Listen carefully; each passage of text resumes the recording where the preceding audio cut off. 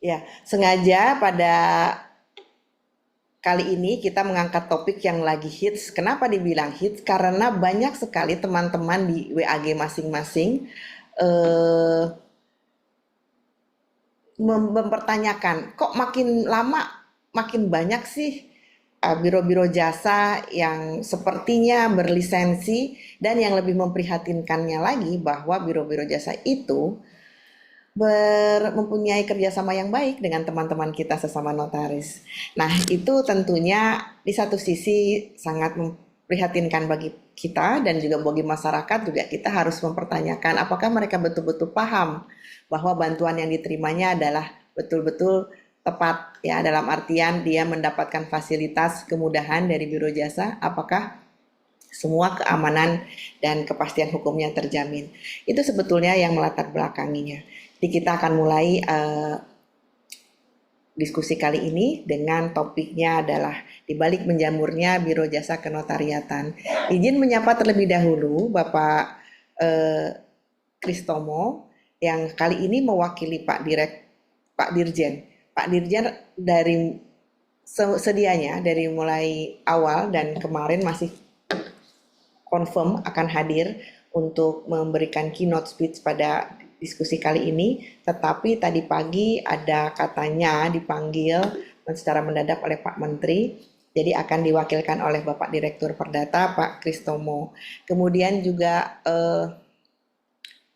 Bapak Riyatno, mungkin kelompok pencapir tidak tidak asing lagi dengan Bapak Riyatno yang selalu mensupport kita apabila kita ingin mengupdate ilmu-ilmu berkenaan dengan penanaman modal. Kemudian nanti ada Ibu Merlina Sari sebagai koordinator tim hukum dari Badan Pusat Statistik Republik Indonesia. Oke, kita akan ya udah lebih 6, jadi kita akan mulai ya.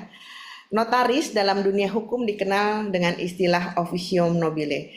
Officium nobile itu suatu istilah yang harusnya kita rada GR gitu ya, karena suatu kehormatan bagi jabatan notaris karena dianggap memiliki tugas mulia yang menserve atau memiliki hubungan kedekatan dengan masyarakat. Pasal 1 Undang-Undang Jabatan Notaris menyebutkan bahwa notaris adalah pejabat umum yang berwenang untuk membuat akta otentik dan memiliki kewenangan lainnya sebagaimana dimaksud dalam undang-undang ini atau berdasarkan undang-undang lainnya. Nah, sebagai seorang pejabat umum, notaris dalam menjalankan jabatannya dilarang melakukan publikasi atau promosi diri, baik sendiri-sendiri ataupun bersama-sama, dengan mencantumkan nama dan jabatannya, menggunakan sarana media cetak atau elektronik atau apalagi dalam bentuk iklan. Aturan ini tentu bagi sebagian notaris dianggap memberatkan dengan alasan gimana kita bisa mendapatkan klien kalau kita tidak bisa dikenal atau berpromosi kepada masyarakat. Dan kadang-kadang untuk mensiasatinya beberapa notaris berkolaborasi dengan biro jasa untuk menjadi suatu jalan yang bisa ditempuh sebagai sarana promosi. Walaupun hal-hal tersebut udah jelas dilarang, tetapi dalam praktek lucunya semakin banyak notaris yang berhubungan dengan biro jasa. Dan yang lebih membuat kita miris sekarang berbalik, yang tadinya kita menunggangi biro jasa untuk mempublikasikan diri kita, malah kita jadi tangan antek-anteknya mereka, dalam artian mereka yang berpromosi, mereka yang punya kantor besar, dan kita menjadi alat mereka untuk berusaha gitu ya. Nah, tentu sangat meresahkan dan merugikan bagi notaris maupun masyarakat pengguna jasanya. Nah, inilah yang melatar belakangi diangkatnya tema diskusi ke-57 kelompok pencapir, yaitu di balik menjamurnya Biro Jasa Kenotariatan. Yuk, untuk mengenal siapa saja narasumber kali ini, mohon maaf Pak Direktur, tadi saya sudah nyapa tapi Pak Direktur belum bergabung. Nah, untuk memulai sekaligus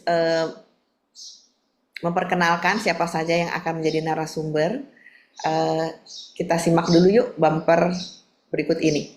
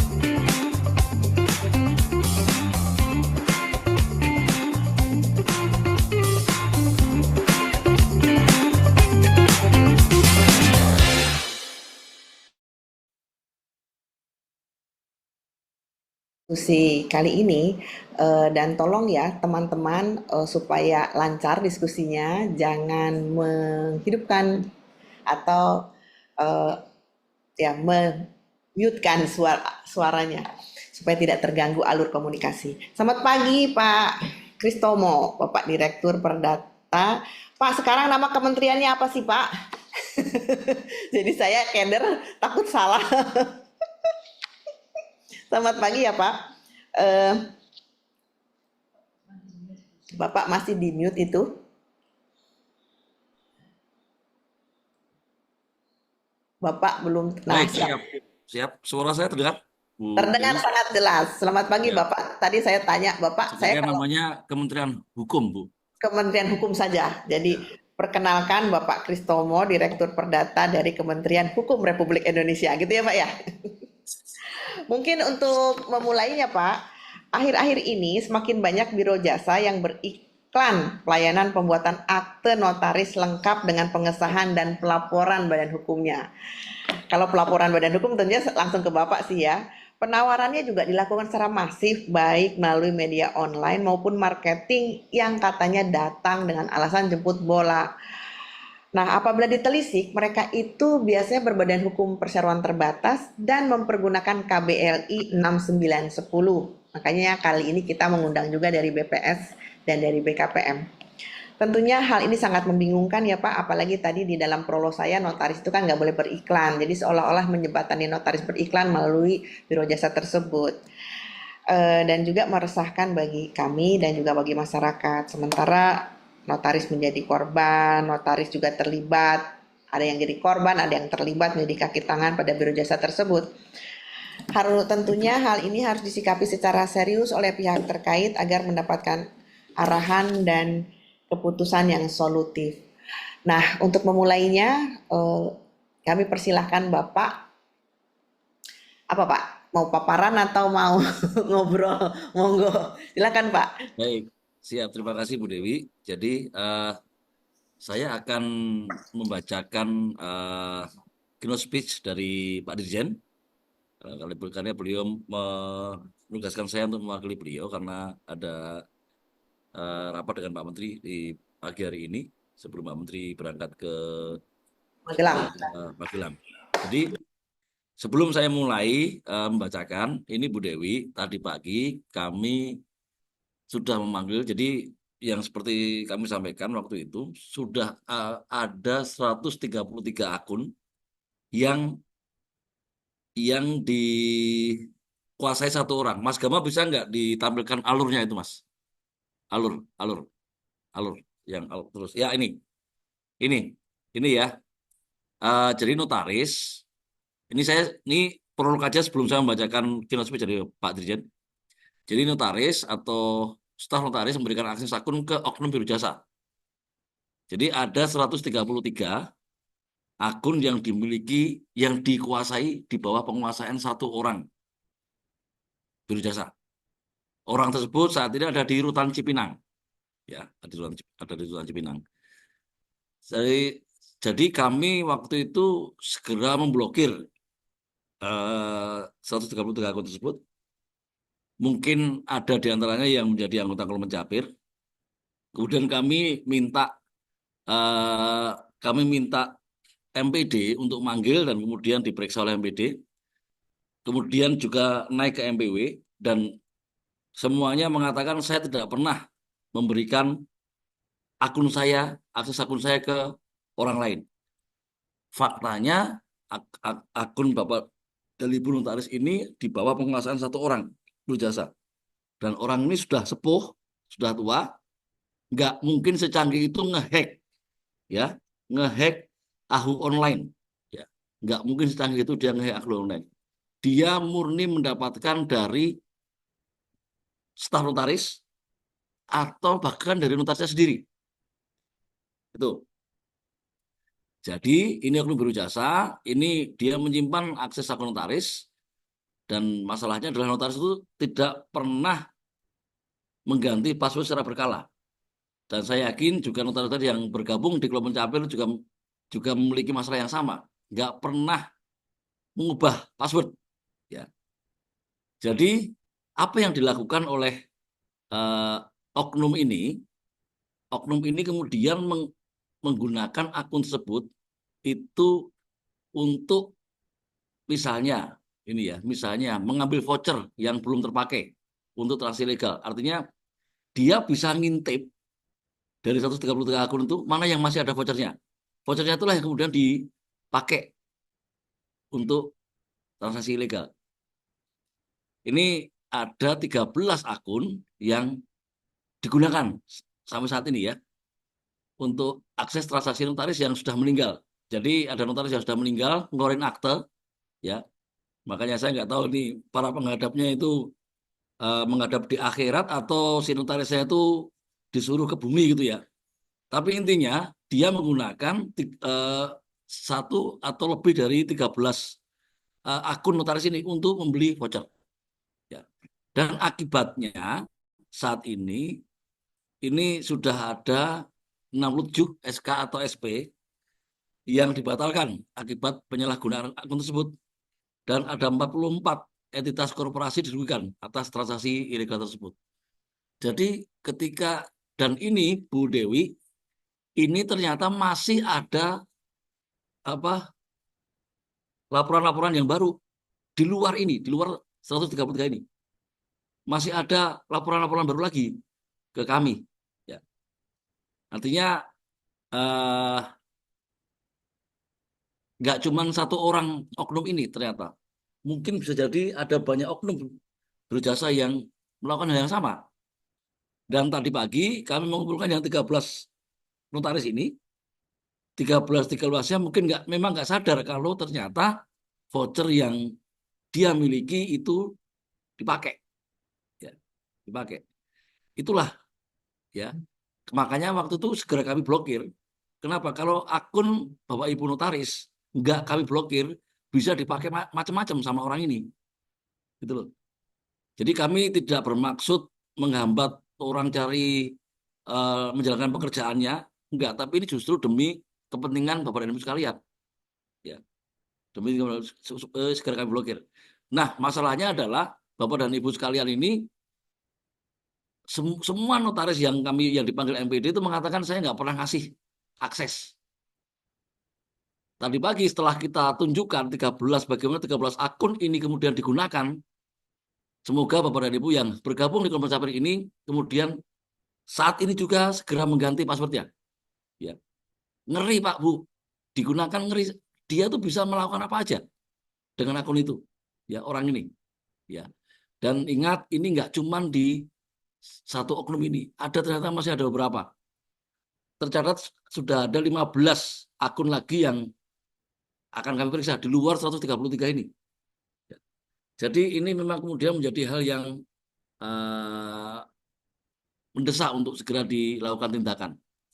Dan terima kasih sekali kalau Mencapir sudah mengangkat tema ini. Ya, terima kasih sekali kalau Mencapir sudah mengangkat tema ini. Uh, Berikutnya saya akan membacakan keynote speech dari Pak Dirjen ya, Bu Dewi ya, karena kami saat ini juga ada beberapa meeting yang harus diikuti. Baik, Assalamualaikum warahmatullahi wabarakatuh. Salam sejahtera bagi kita semuanya. Salam Om Swastiastu, Namo Buddhaya, salam kebajikan. Yang saya hormati Ibu Dewi Tenti Septi Artiani, founder dari Kolmen Capir, Bapak Dr. Yanto SHLN, Deputi Bidang Pengembangan Iklim dan Penanaman Modal Kementerian Investasi BKPM, kemudian Ibu Meli Merliana Sari, SHMH Koordinator Tim Hukum BPS, seluruh peserta yang berbahagia. Pertama-tama mari kita panjatkan puji syukur kepada Tuhan Yang Maha Kuasa karena atas berkat dan karunia-Nya kita semua masih diberikan kesehatan sehingga dapat hadir pada kegiatan belum mencapai diskusi yang ke-57 dengan tema di balik menyamurnya Biro Jasa Kenotariatan. Hadir yang berbahagia, pertemuan dengan para notaris selalu menarik minat dan perhatian saya karena menjadi kesempatan yang baik untuk menyampaikan berbagai hal termasuk keprihatinan mengenai pelaksanaan jabatan notaris. Sebagaimana kita ketahui bersama, notaris merupakan pejabat umum yang memiliki kewenangan untuk membuat akta otentik dan kewenangan lainnya berdasarkan peraturan perundang-undangan di mana dari sejumlah kewenangan yang dimiliki oleh notaris terdapat beberapa hal yang sering diabaikan oleh banyak notaris. Salah satunya adalah kewajiban untuk bertindak amanah, jujur, seksama, mandiri, tidak berpihak, dan menjaga kepentingan pihak yang terkait dalam perbuatan hukum. Berkaitan dengan peran penting notaris dalam meningkatkan perekonomian di Indonesia, notaris harus taat dan patuh pada kode etik dan peraturan perundang-undangan yang telah ditetapkan. Notaris merupakan bagian dari sistem negara karena kewenangannya diperoleh dari negara. Sebagai pejabat umum, notaris membantu mendukung jalannya administrasi pemerintahan dan menjadi ujung tombak kemajuan perekonomian di Indonesia. Pertumbuhan jumlah notaris di Indonesia telah menciptakan dinamika baru dalam profesi ini.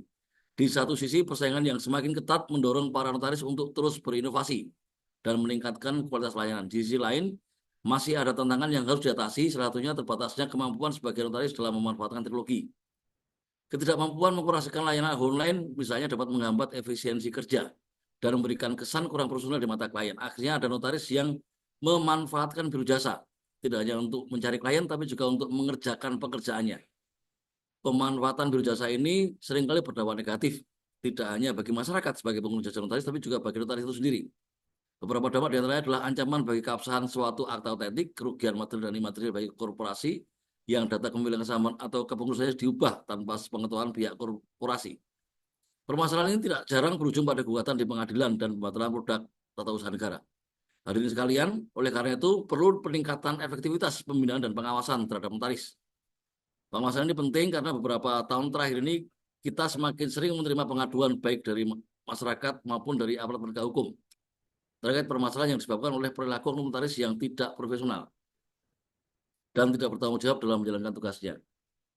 Untuk kita ketahui bersama, kami mendapatkan laporan bahwa terdapat penyalahgunaan akun notaris, di mana saat ini terdapat 133 akun notaris yang dapat diakses oleh orang yang tidak berkepentingan. Dari 133 notaris tersebut, 90 notaris masih aktif, 9 sudah meninggal, 2 sudah diberhentikan, 8 diblokir, dan 9 notaris pensiun. Sebagai langkah cepat untuk demi menjaga keamanan akun yang bersangkutan, kami melakukan pemblokiran akun. Kami meminta Majelis Pengawas Daerah dan Majelis Pengawas Wilayah untuk melakukan pemeriksaan terhadap para pemilik akun tersebut. Pemanfaatan biro jasa ini berdampak negatif, tidak hanya bagi masyarakat sebagai pengguna jasa notaris, tapi juga bagi notaris itu sendiri. Ya. Dalam dampak jangka panjangnya, hal ini dapat mempengaruhi iklim investasi di Indonesia yang berakibat hilangnya kepercayaan investor. Setelah melalui mekanisme pemeriksaan pada saat ini, Direktorat Berata sudah melakukan pemblokiran terhadap 95 akun notaris dan 16 diantaranya sudah dilakukan bukan blokir karena sudah melalui tahap pemeriksaan berjenjang oleh majelis pengawas. Menindaklanjuti permasalahan tersebut, kami juga telah mengukur dampak penyalahgunaan akun notaris dengan menelusuri riwayat penyalahgunaan akun notaris yang sudah meninggal. Di mana notaris yang sudah meninggal akunnya dipakai oleh oknum biro jasa untuk transaksi SABH. Diketahui bahwa dari 133 akun tersebut, 13 akun notaris diantaranya terbukti telah digunakan oleh oknum biro jasa untuk membeli voucher transaksi SABH, notaris yang sudah meninggal. Bahkan di luar data tersebut ditemukan 15 notaris yang juga melakukan pembelian voucher untuk akses transaksi secara ilegal. Jumlah ini masih baru yang terdeteksi. Kami masih butuh proses untuk lebih lanjut. Sejauh ini dampak penyalahgunaan akun notaris tersebut mengakibatkan sebanyak 67 SK atau SP dari 44 PT dan yayasan harus dibatalkan karena transaksinya dilakukan secara ilegal. Semua permasalahan ini salah satunya bermula dari ketidakhati-hatian notaris dalam menjaga akunnya. Keamanan akun notaris merupakan hal yang sangat krusial. Oleh karenanya, notaris harus melakukan reset password secara berkala dan tidak memberikan akun pada pihak manapun. Dengan melakukan reset password secara rutin, kita dapat meminimalisir risiko akun disalahgunakan oleh pihak yang tidak bertanggung jawab. Selain itu, tidak memberikan akses akun pada pihak lain, kita juga dapat mencegah terjadinya penyalahgunaan atau penyalahgunaan data atau tindakan yang tidak diinginkan. Yang perlu diingat adalah keamanan dan kerahasiaan akun notaris adalah tanggung jawab notaris.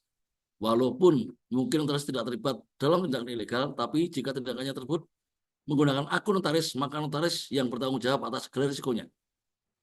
Pada prinsipnya, kami mendorong para notaris senantiasa menjaga integritas jabatan notaris, salah satunya dengan menjaga keamanan akun notaris. Ya. Karena itu, jagalah kepercayaan dari para klien dengan sebaik-baiknya, ya. Terutama melalui dengan menjaga akun yang Bapak Ibu miliki. Bapak Ibu yang berbahagia, Demikian yang bisa saya sampaikan. Kembali saya mengingatkan Bapak dan Ibu sekalian, para notaris, untuk menjunjung tinggi berintegritas, bertindak jujur, seksama, mandiri, dan tidak berpihak, dan menjaga kepentingan pihak yang terkait dalam perbuatan hukum. Wassalamualaikum warahmatullahi wabarakatuh. Direktur Jenderal Administrasi Hukum Umum Cahyo R. Musar, SHLM dibacakan. Terima kasih, Bu Dewi. Terima Bu kasih Dewi, Pak. sebelum ini saya menambahkan satu ya. Ini kami sedang menyiapkan, ini di TI-nya ya. Kami semoga tahun depan bisa bisa kesampaian. Kami sedang menyiapkan face recognition. Jadi nanti para notaris itu harus login dengan menggunakan wajah, ya, face recognition. Jadi nanti misalnya ibu-ibu ada yang operasi plastik, nanti kirim surat ke AHU pengkinian data gitu ya. Hilangin tai lalat juga ya Pak ya, Ya, pengkinian pengkinian data. data nanti topik-topik suratnya ya.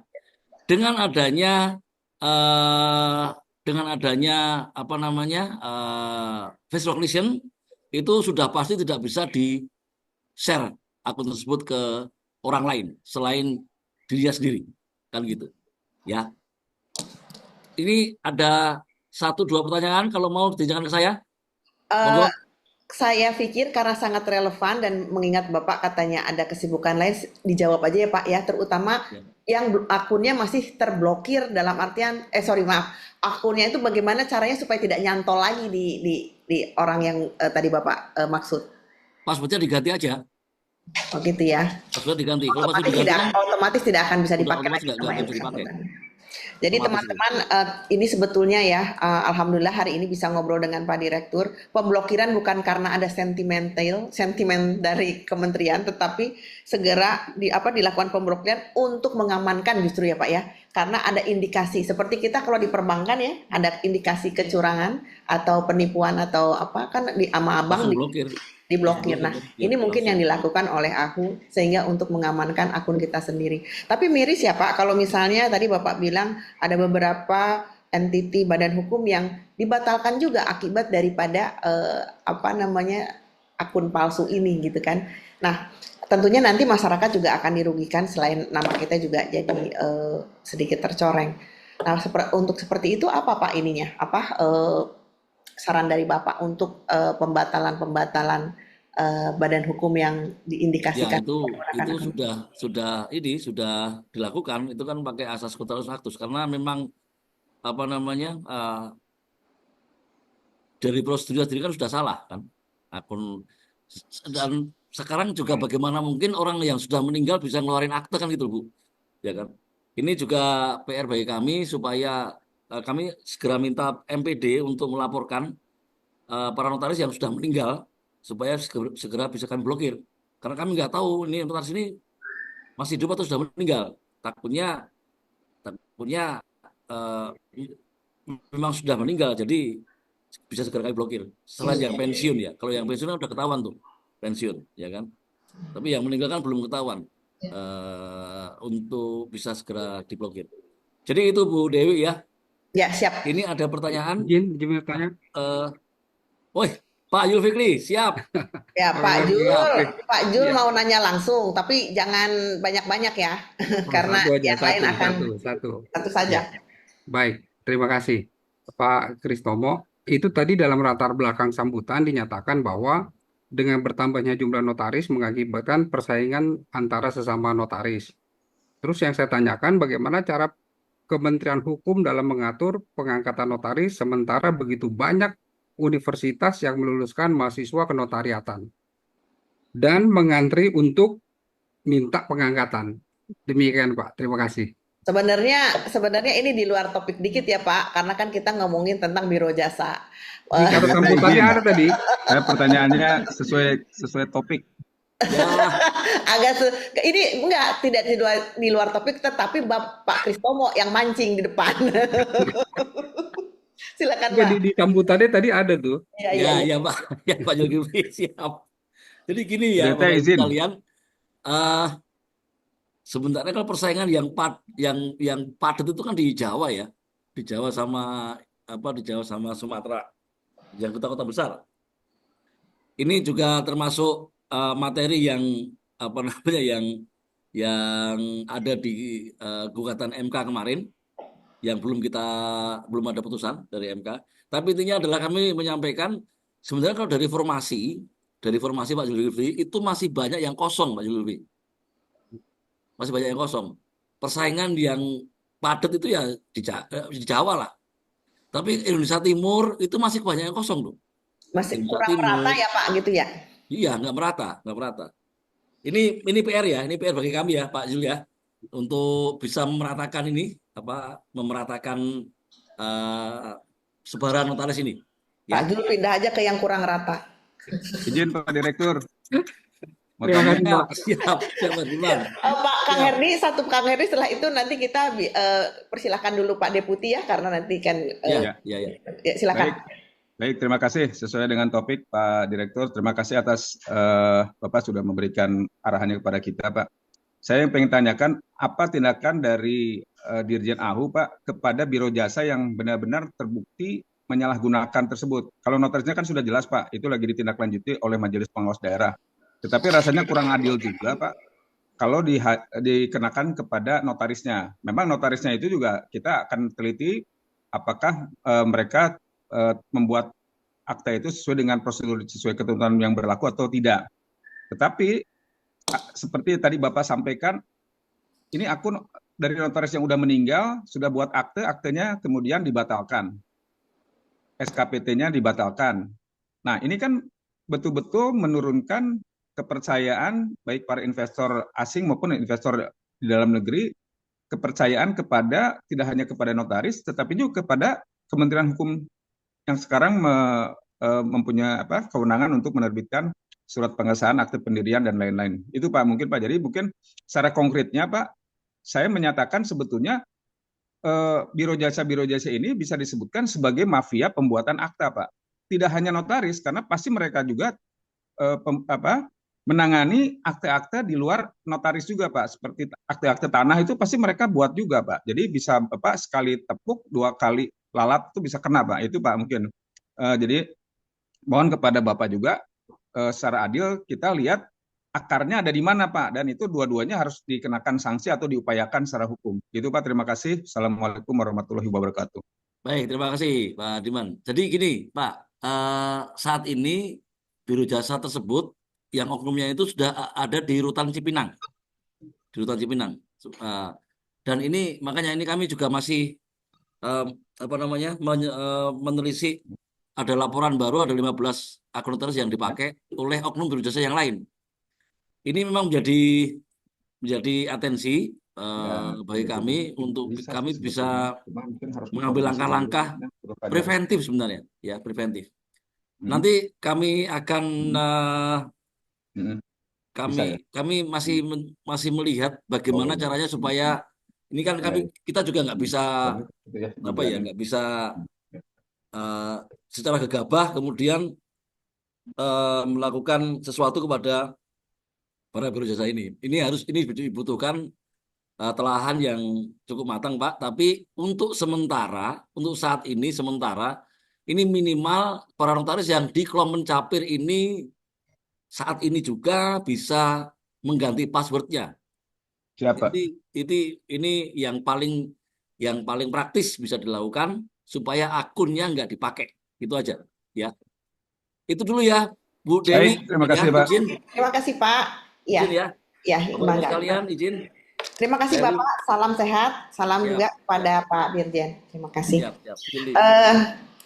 Kang Herdi, Bang Zulkifli, kalau kita melihat pada zaman sebelum KBLI-an, kalau kita sebagai notaris ya bikin PT, pasti ada sedikit hal yang kita ingat bahwa PT itu bisa melakukan segala kegiatan ya, tetapi tidak melakukan kegiatan hukum, ya kan? Karena biasanya kalau kegiatan hukum kita arahkan untuk kepada persekutuan perdata atau firma hukum. Tetapi sekarang kita melihat kenapa mereka menjamur, karena difasilitasi oleh KBLI ya, KBLI 6, 9, 10. Di situ kalau kita lihat, itu perwakilan hukum dan kepentingan sebuah pihak melawan pihak lain sebelum atau setelah pengadilan, badan hukum di bawah pengawasan orang yang menjadi anggota pengadilan, bantuan penasehat dan perwakilan dalam kasus perdata, bantuan nasihat dan perwakilan dalam kasus pidana, bantuan nasihat dan perwakilan dalam hubungan dengan perselisihan tenaga kerja, bantuan nasihat konseling hukum, persiapan dokumen hukum, pembuatan dokumen badan hukum, perjanjian kerjasama, dokumen berupa dalam kaitan dengan pembentukan perusahaan, hak paten, hak cipta, menyiapkan akta notaris, surat wasiat, trust, dan sebagaimana aktivitas lainnya, notaris umum, notaris hukum, sipil, jurusita, arbiter, pemeriksaan, dan penerima golongan yang tidak mencukupi, termasuk aktivitas pengadilan hukum. Ini luar biasa ini, ya kan? Seolah-olah dapur kita dikasih kepada biro jasa. Dan yang lebih gilanya lagi, tadi sayang ya Pak Direktur keburu pergi. Mereka itu di-endorse oleh orang-orang yang menurut kita apa sih? Ada tokoh masyarakat, ya, ada anggota DPR, ada anggota gitulah, artis-artis, selebritis. Itu luar biasa gitu, masif sekali. Nah, oleh karenanya kita mengundang Pak Riyadno nih untuk cerita khas babu nujunya tuh gimana tiba-tiba dari awalnya yang suatu perusahaan terbatas itu dilarang mendekati, bersentuhan dengan kegiatan-kegiatan hukum, kok tiba-tiba malah dikasih KBLI itu Pak. Mangga Pak, silakan.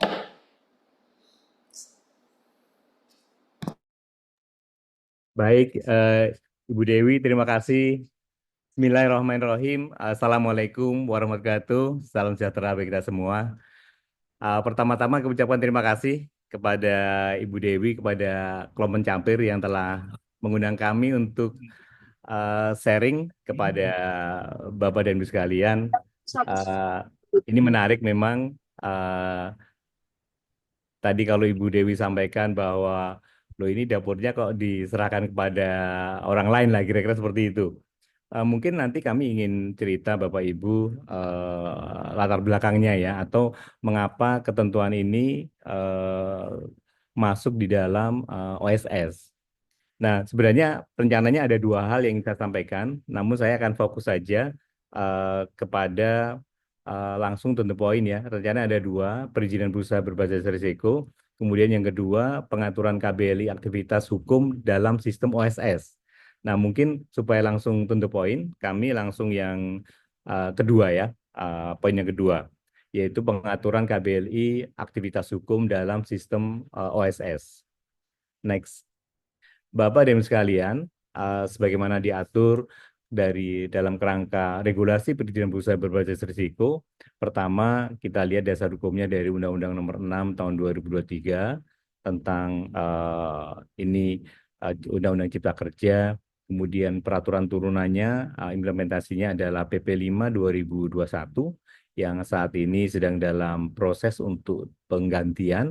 Kemudian kami juga di BKPM ada peraturan BKPM nomor 4 tahun 2021 yang saat ini juga sedang dalam proses akan dilakukan penggantian. Nah, yang di PP 5 ini Bapak Ibu sebagaimana kita ketahui bahwa ini merupakan implementasi dari perizinan berusaha berbasis risiko, dan di lampiran pertama ini berisi perizinan berusaha atau KBLI, dan lampiran kedua ini perizinan berusaha untuk menunjang kegiatan usaha atau PBMU. Kemudian ada pun untuk KBLI aktivitas hukum berdasarkan di PP 5 2021 ini tidak tercakup. Next. Bapak Ibu, di sini aktivitas hukum KBLI 6910X. Ini ada 1, 2, 3, 4, 5. Ada 5 KBLI yang 69101 yaitu aktivitas pengacara. Kelompok ini mencakup kegiatan pengacara atau penasihat hukum, lembaga bantuan hukum, serta jasa hukum lainnya dalam hal bantuan nasihat dan perwakilan dalam kasus perdata, kasus pidana, sengketa tata usaha, perselisihan tenaga kerja, legal audit, dan kegiatan lainnya. Dan badan pelaksana peradilan dimasukkan dalam kelompok 84233. Kemudian yang 69102 yaitu aktivitas konsultan hukum. Nah, kelompok ini mencakup kegiatan persiapan dokumen hukum, dokumen badan hukum, perjanjian kerjasama, atau dokumen yang serupa dalam kaitan dengan pembentukan perusahaan atau penyiapan akta notaris, surat wasiat, trust, dan sebagainya, dan kegiatan lainnya. Kemudian untuk yang aktivitas konsultan hukum kekayaan intelektual, tentu ini mungkin tidak yang termasuk kita bahas ya. Kemudian yang 69104 ini aktivitas notaris dan pejabat pembuat akta tanah. Kemudian 69109 kelompok ini mencakup kegiatan hukum lainnya.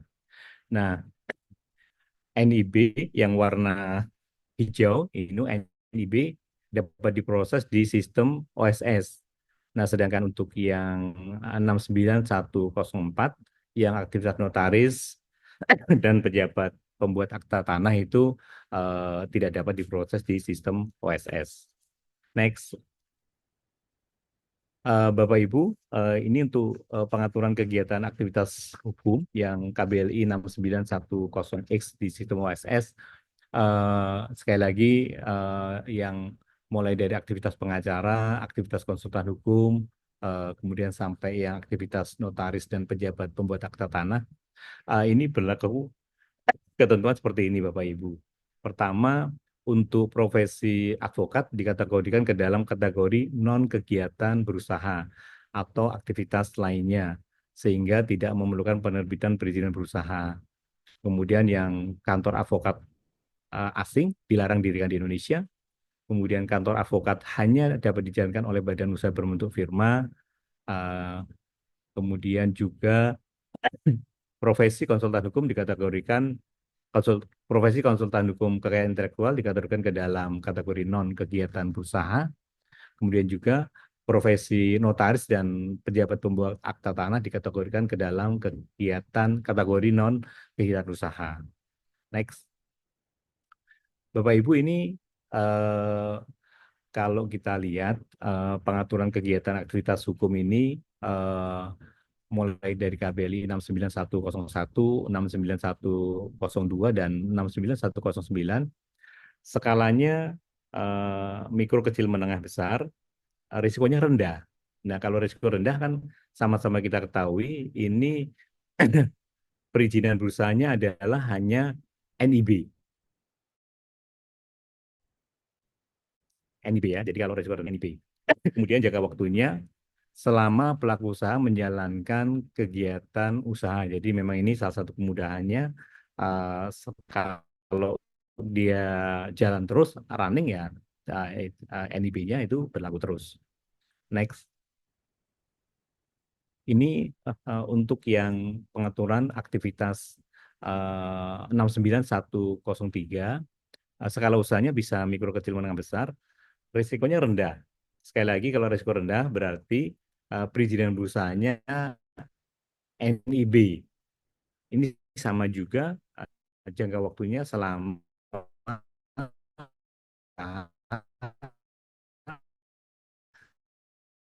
menjalankan kegiatan usahanya. Next.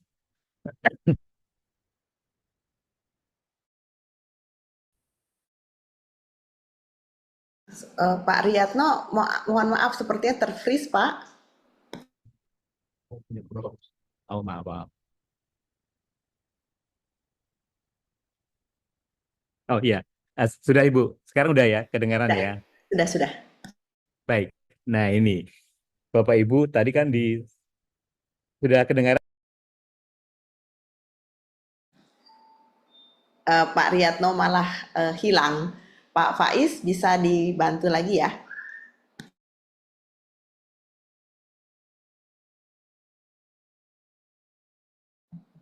Apakah kedengaran, Bapak Ibu? Sudah Pak, sudah. Baik ya, mohon maaf ini. Video Bapaknya nggak ada. Tadi gangguan akses internet ini, mohon maaf. Bapak Ibu, tadi sebenarnya kan tadi ini tidak ada kewajiban untuk bahwa KBLI aktivitas hukum itu perlu NIB. Nah, di sini Bapak Ibu, mengapa diperlukan NIB itu, ada beberapa hal untuk yang KBLI aktivitas hukum. Yaitu pertama, karena kebutuhan lelang penyedia jasa layanan hukum. Kemudian yang kedua, kebutuhan data firma untuk kerjasama dengan pihak lain. Kemudian yang ketiga, kebutuhan pendanaan atau financing dari bank atau lembaga pinjaman lain. Jadi ini sebenarnya kan memang tidak diwajibkan kepada untuk aktivitas hukum ini, KBLI aktivitas hukum ini, tapi ternyata di lapangan diperlukan. Nah, alasannya tiga ini. Dan Bapak Ibu, kami tentu di Kementerian Investasi ini, BKPM, eh, tidak serta-merta, tapi ini ada pertemuan-pertemuan. Jadi ini ada hasil kesepakatan rapat antara Kementerian Investasi dengan Pradi tanggal 11 April 2023. Yang pertama, Kementerian Investasi, BKPM, dan Pradi sebelumnya menerima surat dari beberapa kantor advokat terkait dengan permintaan penerbitan NIB dan sistem OSS RBE atas beberapa KBLI yang termasuk dalam rumpun aktivitas advokat sesuai Undang-Undang Nomor 18 Tahun 2023 tentang advokat, yaitu KBLI 69101 aktivitas pengacara, KBLI 69102 aktivitas konsultan hukum, dan KBLI 69109 untuk aktivitas hukum lainnya. Kemudian nomor 2, menindaklanjuti pembahasan bersama antara Kementerian Investasi BKPM, Kemenko Perekonomian, dan Setkap tanggal 14 Maret 2023. Pembahasan bersama antara Keminvest, Setkap, dan Peradi tanggal 11 April telah menghasilkan kesepakatan usulan penanaman NSPK perizinan berusaha atas aktivitas advokat. Di sini KBLI 69101, 69102, dan 69103, dan juga 69109. Next. Nah, ini Bapak Ibu, ini kronologis penanaman KBLI aktivitas hukum dalam sistem OSS ya.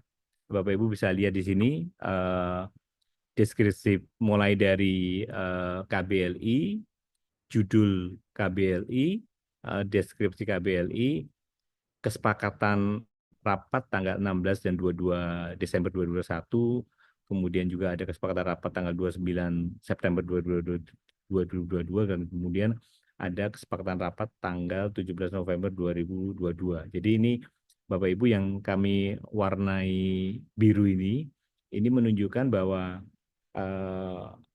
penanaman KBLI aktivitas hukum ini karena memang awalnya, atau tadi saya sampaikan latar belakangnya, karena memang awalnya ada permintaan dari para advokat, kemudian kami diskusi dengan ada request dari Peradi organisasi untuk membicarakan, dan kami mengajak Kemenko Perekonomian, Setkap, dan akhirnya ini difasilitasi atau ditanam di dalam sistem OSS. Tapi sekali lagi ini tidak wajib. Ini bagi konsultan hukum tidak wajib. Tapi ini kan tergantung dari mereka. Mereka membutuhkan itu karena ada tiga hal tadi, mulai dari kebutuhan lelang, penyediaan jasa, kemudian kebutuhan data firma untuk kerjasama dengan pihak lain, dan juga untuk kebutuhan pendanaan dari bank atau lembaga pinjaman lain. Pak, punten memotong sebentar. Ya, silakan Ibu. Itu adalah hasil kesepakatan antara Kementerian Investasi dengan Peradi ya Pak. Kemudian Ya. akhirnya melebar ke dunia notaris dan PPAT itu gimana ceritanya Pak? KBLI-nya kan ada di situ Ibu. Ibu bisa lihat di situ ya. Ruang lingkup untuk kantor advokat ya Bapak Ibu ya. Bisa dilihat bahwa ini termasuk juga kegiatan-kegiatan yang di dalamnya ada termasuk terkait dengan notifikasi. Tapi tentu Bapak Ibu, satu memang terkait dengan KBLI-nya. Kemudian yang kedua, yang melaksanakan tentu kan bukan advokatnya, mestinya tetap notaris juga Bapak Ibu ya. Kan kalau advokat sendiri kan nggak bisa mengeluarkan akta-akta itu kan nggak bisa. Mestinya kan di situ juga ada notarisnya. Jadi kalau contoh yang 69 102.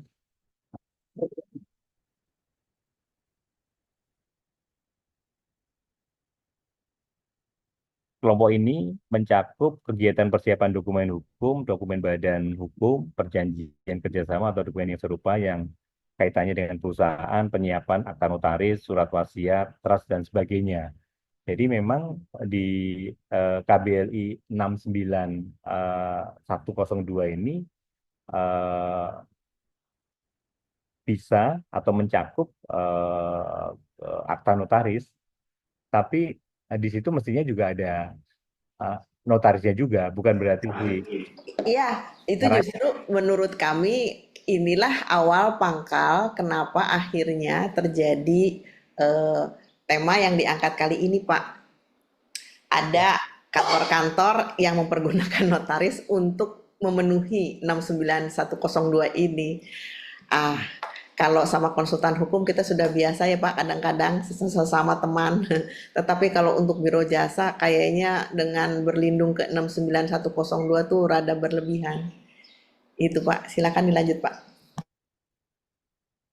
eh, Sebentar, Mas Faiz sudah selesai atau masih ada?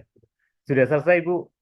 Monggo Bapak Ibu kalau kita mau Ya, atau bareng. terima kasih. Ya.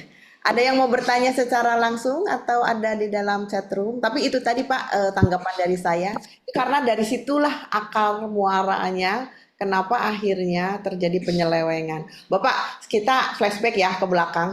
Ingat nggak Pak zaman dulu waktu pas pandemi, koperasi harus digitalisasi. Ya. Koperasi bikin digital sama dengan pinjol. Itulah interpretasi masyarakat, ya kan? Nah, ini juga sama.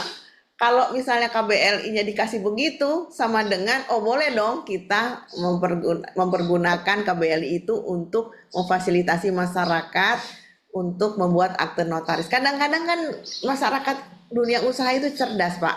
Kemarin saya sama Kang Herdi tuh ketemu sama Pak Dirjen dan Pak Dirjen usulannya waktu kemarin sangat tegas. Kalau bisa kita minta untuk mendelete saja KBRI ini kalau memang dianggap ini menjadi sumber permasalahan. Seperti katanya waktu itu mohon dikoreksi pernah ada KBRI yang di-delete juga yaitu untuk permainan ketangkasan yang akhirnya dipakai menjadi judi online seperti itu. Nah, katanya seperti itu Pak, karena biang-biangnya itu kan kita harus telusuri juga dari mana, kenapa notaris ini kok jadi anak-anakannya biro jasa begini gitu deh. Dan ternyata kan kalau tadi kita mendengar Bapak mudah-mudahan juga tadi mendengar penjelasan dari Pak Direktur Perdata luar biasa ya Pak, banyak sekali korban-korbannya yang notarisnya juga sebetulnya ya tadi ya kita ambiguitasnya kenapa sih kok kamu mau ya tapi kadang-kadang ya gimana saya kalau tidak begini tidak dapat pekerjaan seperti itu. Nah itu kan 133 ya akun dipakai kemudian ternyata memakai akun yang notaris yang sudah meninggal. Tentunya kerugian ini tidak hanya pada kami tetapi pada masyarakat juga karena katanya tadi juga sudah ada beberapa entiti badan hukum yang dibatalkan. Otomatis kan sebetulnya ya harus dilindungi ya Pak masyarakat dan juga notaris juga dibatasi sesuai dengan Undang-Undang Jabatan Notaris.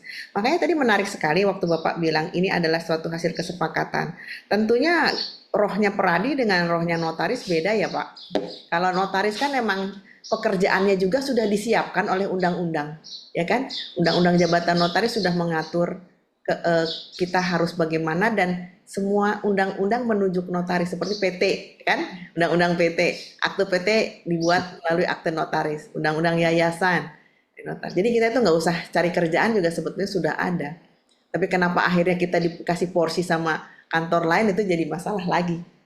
Ada pertanyaan nggak dari teman-teman? Kang Herdi mau nanya? Pak Bang Zulkifli, Boleh. silakan. Baik, terima kasih. Eh, Kalau saya lihat di di KBLI 69102 itu adalah aktivitas konsultan hukum gitu Pak. Sedangkan di Undang-Undang 18 2003 tentang advokat itu konsultasi hukum tuh adalah bidangnya advokat gitu. Jadi kalau misalnya eh, dia melakukan bantuan hukum, konsultasi hukum itu sebenarnya melanggar undang-undang menurut saya ya, Undang-Undang 18 2003 tentang advokat gitu. Apakah ini bisa dilakukan oleh biro jasa yang bukan kantor advokat gitu, Pak? Terima kasih.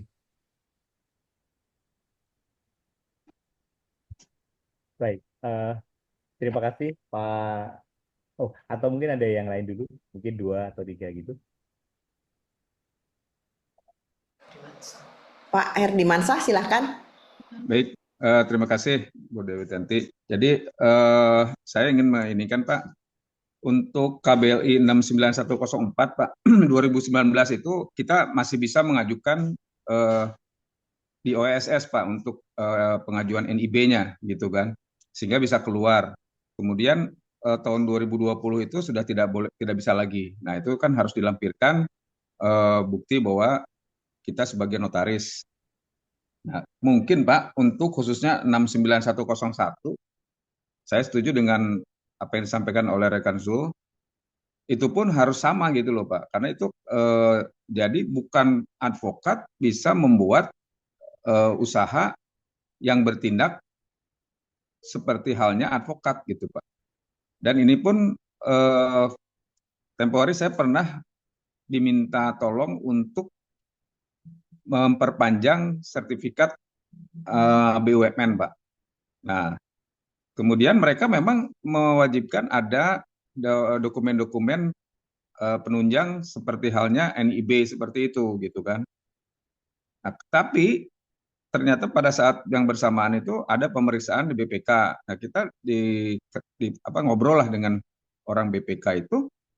Jadi melihat justru kita notaris ini yang biasa menangani memperpanjang eh, sertifikat itu tidak dimungkinkan. Mereka tuh malah BPK itu menyampaikan bahwa ini harus diberikan kepada konsultan gitu loh. Karena pengurusan dokumen di dalam 69104 itu tidak ada gitu untuk mengurus balik nama, perpanjangan sertifikat itu tidak ada gitu. Jadi karena BPK seperti itu saya jadinya mundur. Nah, ini juga agak lucu gitu Pak. Jadi mungkin di sisi lain ada yang berlebihan, tapi di sisi yang lainnya itu ada hal-hal yang biasa kita lakukan itu tidak diakomodir. Seperti misalnya kita mengurus pendaftaran eh, SK pendirian kita yang biasa dilakukan. Kalau ada masalah, ya sesuai dengan ketentuan di BPS itu kita salah loh, karena tidak ada KBLI-nya, gitu. Itu udah terjadi oleh saya gitu. Begitu mau perpanjang dipermasalahkan. Pak Notaris, apa dasarnya katanya bisa memperpanjang sertifikat? Gitu. Enggak. Saya juga, saya makanya ini 69104 kalau di KBLI. Tapi kita secara jabatan memang merupakan mitra dan sehari-hari kita pelaksanaan pekerjaan itu pendaftaran hak tanggungan, roya, dan lain-lain itu biasa oleh kita. Ya tetapi tidak ada di KBLI katanya gitu. Akhirnya saya daripada jadi masalah saya mundur. Nah, ini mungkin Pak, jadi karena ini pun tidak rigid kan. Yang 2019 dengan 2020 seperti disampaikan Bu Dewi Tenti itu juga beda. Ada jasa ketangkasan yang judi online bisa di-drop. Nah, begitu juga seperti halnya notaris ataupun aktivitas pengacara itu menurut saya itu pun baik-baiknya tidak ada di sini gitu loh Pak. Sehingga tidak memberikan peluang. Kang Heri terfreeze. Mungkin bisa dilanjutkan bahwa ini Merugikan ya. harkat jabatan notaris ataupun PPAT Pak. Itu Pak mungkin dari saya demikian. Mungkin juga ini disampaikan juga kepada nanti narasumber yang dari BPS. Semoga itu bisa dipertimbangkan dan kepada itu mungkin sekaligus kita minta sebelum dibuatkan KBL ini oleh BPS ini juga mungkin harus banyak berdiskusi dengan stakeholder yang ada gitu dari jabatan-jabatan atau profesi-profesi yang terkait dengan apa yang akan disampaikan disebutkan dalam KBL ini. Itu aja mungkin Bu Dewi. Terima kasih.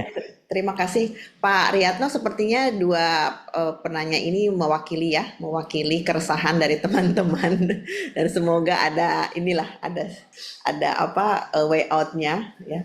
Dan memang betul sih kalau menurut saya sendiri Yang ngobrolnya Peradi, kenapa ngurusin akte notaris dan PPAT? Makasih Pak. Baik, terima kasih Bapak-Bapak atas pertanyaan, atas masukan-masukannya. Pertama yang Pak Zulkifli, begini, termasuk Ibu Bu Dewi. Sebenarnya yang KBLI 61902 ini diperuntukkan untuk kantor advokat, sehingga filter kewajibannya dia harus memiliki lisensi advokat, sehingga kantor konsultan hukum yang tidak ada lisensi advokat secara prinsip tidak bisa menggunakan KBLI ini. Nah, kalau tadi Bu Dewi menyampaikan biru jasa, mestinya tidak bisa, Bu, karena kan ini kan memang untuk syaratnya kan memang ada lisensi advokatnya gitu deh. Jadi melekat pada personalnya ya Pak ya? Iya, Bu. Artinya mestinya nggak bisa. Karena ini kalau biro hukum kan, biro jasa kan nggak ada gitu. Nah, jadi apple to apple-nya mestinya yang dengan aktivitas konsultan hukum, bukan dengan biro jasa ya. Kemudian kami sampaikan Bapak Ibu, sekali lagi mengapa muncul MIB yang untuk aktivitas pengacara, aktivitas konsultan hukum. Ini karena memang ada kebutuhan yang tadi kami sampaikan, paling tidak ada kebutuhannya, memang ada request dari Peradi, dari konsultan hukum, dalam rangka sekali lagi untuk kebutuhan lelang, kemudian kebutuhan data firma, kebutuhan untuk pendanaan dari bank atau lembaga pinjaman lain. Jadi ini karena awalnya memang tidak ada, tapi karena ada kebutuhan, terus diskusi, minta diskusi dengan kami juga ngundang Kemenko Perekonomian, karena Kemenko Perekonomian adalah yang sebagai koordinator dalam penyusunan Undang-Undang Cipta Kerja dan juga untuk penyusunan PP 5-nya, dan juga kami ngajak Setkap juga. Nah, jadi kalau sekarang yang tadi Bapak Herdi Mansah sampaikan, kalau sekarang yang 69104 memang di sistem OSS memang tidak dapat diproses karena memang tidak ditanam di situ, tidak ditanam di OSS, Pak. Oke Pak, jadi sebetulnya kita tidak hanya melihat KBLI ya, tetapi melihat juga apakah applicable di OSS gitu ya Pak ya. Ya, kalaupun misalnya ada KBLI-nya, tetapi OSS membatasi, otomatis tidak bisa ya Pak ya. Ya, sama Ya. dengan judi online. Judi online itu KBL-nya ada nggak? Ada, judi ada, tapi kan tidak di dalam semua itu juga nggak ada, tidak kita tanam. Maksudnya kalau tidak ditanam kan nggak bisa juga. Iya, tapi pada kenyataannya pada saat itu judi online merajalela gara-gara pakai KBLI itu katanya. Nah, kalau kita melihat runtutannya ya Pak, kalau ini kita bicara tentang sesuatu yang sifatnya betul, ya kan? Betul, Bapak menyampaikan secara betul, kami menerima secara betul. Tetapi kadang-kadang masyarakat Indonesia kan kreatif.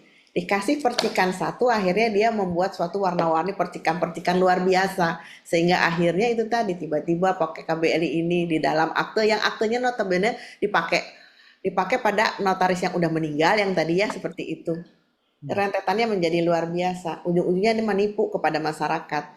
Nah, akar pangkalnya inilah Pak yang menurut kita harus dihilangkan. Kalau memang itu tidak bisa diaplikasikan di OSS, ngapain juga muncul KBLI itu gitu. Sementara kalau untuk notaris sendiri, tadi saya ngobrol ke kiri ke kanan sama teman saya, perasaan notaris itu kalau mau membuat suatu hubungan ya, pekerjaan dengan bank misalnya atau apa, mereka kan cuma minta SK, berita acara pengangkatan, NPWP, KTP, dan sekarang diminta domisili kadang-kadang oleh sebagai kalau tenan dalam suatu gedung. Itu saja Pak. Jadi sebetulnya kan tidak ada perlu. NIB ada sih nggak? Ada beberapa mungkin minta, tapi jarang sekali ada yang minta NIB. Jadi kalaupun misalnya ada KBLI-nya, tapi kemudian pemanfaatannya kita rasakan belum, Itu takutnya Pak, takutnya akan dipergunakan secara berlebihan oleh orang yang menafsirkan berlebihan. Seperti itu. Pak, izin saya akan mengundang dulu Ibu BPS sesuai anjuran Bapak. Silakan. Nah, silakan. Luar biasa. Kami 3 kali ke kantor BPS untuk menelusuri siapa sebetulnya yang akan kita undang pada hari ini. Bu Oh, silakan. Bu Bu Meli, apa kabar Bu Meli? Alhamdulillah baik. Terima kasih sudah Akhirnya mengundang. kita jumpa atas arahan nih dari Pak Riyatno. Terima kasih Pak Riyatno. Bu Meli, kalau tadi di awal kita karena sebagai notaris meminta ya apa namanya insight daripada Kementerian Hukum bahwa memang terjadi beberapa gejolak di kami ya di notaris dengan beberapa akun teman-teman yang diblokir katanya gara-gara diindikasikan bekerja sama dengan biro jasa. Kemudian makanya saya colek Pak Riyatno, emang kenapa sih kok biro jasa sekarang banyak banget? Ternyata di KBLI-nya ada ya, yang tadi kita sudah bahas ya, KBLI yang menyentuh bagian hukum karena setahu kami dulu sih nggak bisa urusan hukum ini ada dalam PT gitu kan, karena mereka biasanya masuk ke dalam ranahnya firma atau persekutuan perdata. Kalau notaris kan tidak, dia sendiri ya kan, sebagai suatu pribadi yang kewenangannya sudah diatur dalam Undang-Undang Jabatan Notaris. Nah sekarang tiba-tiba ada akte notaris lah masuk ke situ, dokumennya lah dan segala macam. Kalau dokumen mungkin iya ya karena agak sedikit bersinggungan dengan konsultan hukum. Tetapi kalau sudah menyebut namanya akta, itu kayaknya udah masuk ke personal notarisnya itu sendiri. Nah dua bapak-bapak yang sudah kita kita ajak ngobrol terlebih dahulu mengusulkan harus ada BPS di sini katanya karena sebetulnya ini kuncinya nanti di BPS gitu ya Bu ya katanya. Makanya terima kasih Ibu pada hari ini sudah bisa bergabung untuk lebih menjelaskan bagaimana peran BPS dalam mensikapi hal ini. Terima kasih Ibu, silakan. Baik. Terima kasih Bu Dewi. Bismillahirrahmanirrahim. Assalamualaikum warahmatullahi wabarakatuh. Selamat pagi, salam sehat dan salam sejahtera untuk kita semua.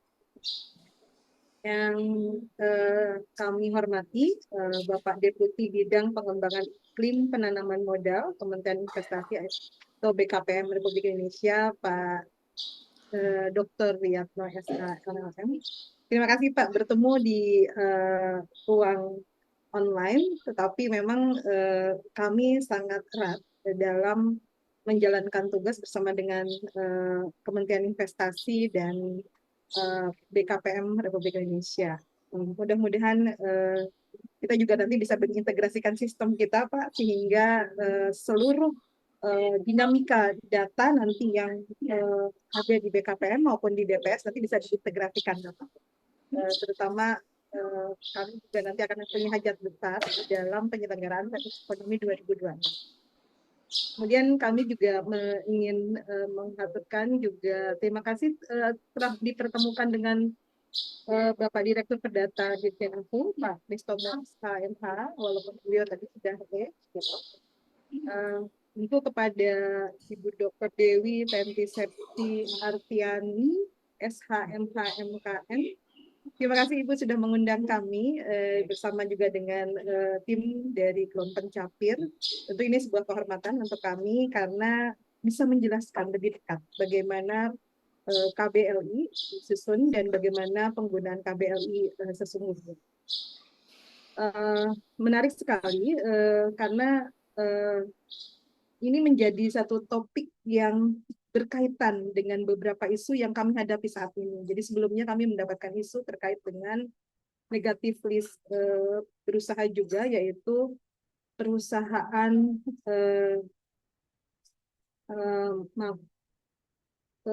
bukan perjudi, ya salah satunya perjudian, perusahaan perjudian. Tapi kami mendapatkan informasinya dari perbankan karena masuk menggunakan izin usaha yang dikeluarkan oleh Dirjen Aku, kemudian dengan landasannya katanya adalah KBLI yang ada di dalam OSS, kemudian membuka rekening di perbankan pada saat itu di bank pemerintah, yaitu di BNI dan di Mandiri, mereka melakukan pengaduan ke OJK sehingga kami dipertemukan dalam forum seperti ini juga. Nah, ini bedanya kami saat ini dipertemukan karena adanya satu diskusi di kelompok pencapir di mana para notaris-notaris resah tadi ya Bu Dewi ya, sehingga kami ingin memberikan satu ilustrasi dan satu penjelasan bagaimana KBLI dibangun. Karena ini juga tadi ada pertanyaan di dalam chat bagaimana sebenarnya KBLI dibangun. Izin kami share screen-nya Ibu.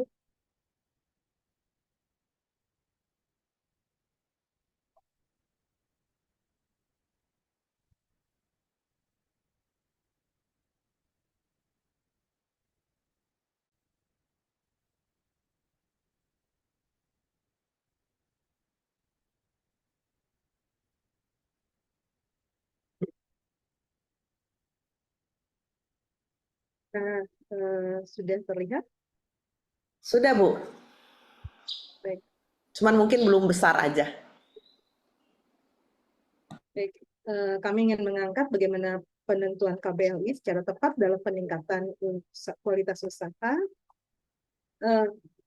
Secara singkat bahwa bagaimana KBLI ini dibangun, konsep KBLI, bahwa merujuk pada standar klasifikasi statistical classification yang dikeluarkan oleh UNSD. Jadi ini adalah satu departemen terkait dengan statistik di UN, bahwa KBLI ini merupakan klasifikasi pengelompokan. Jadi mengelompokkan atau mengorganisasikan informasi secara bermakna dan sistematis ke dalam format standar yang berguna untuk penentuan kesamaan ide, peristiwa, objek, atau orang. Nah, KBLI ini atau klasifikasi baku lapangan usaha Indonesia ini akan mengklasifikasikan aktivitas atau kegiatan ekonomi Indonesia yang menghasilkan produk atau output baik berupa barang maupun jasa berdasarkan kebutuhan usaha. Jadi peliputannya adalah lapangan usaha.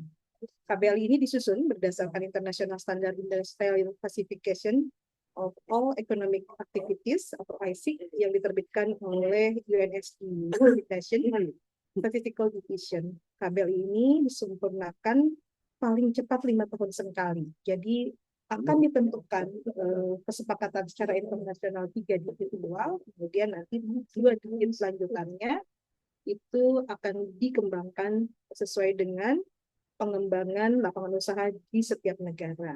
Jadi jika ada rujukan internasional terbarukan, maka KBLI akan dilakukan penyempurnaan, dan KBLI yang terakhir di Indonesia adalah dibangun pada tahun 2020, ditetapkan dalam peraturan BPS nomor 2 tahun 2020.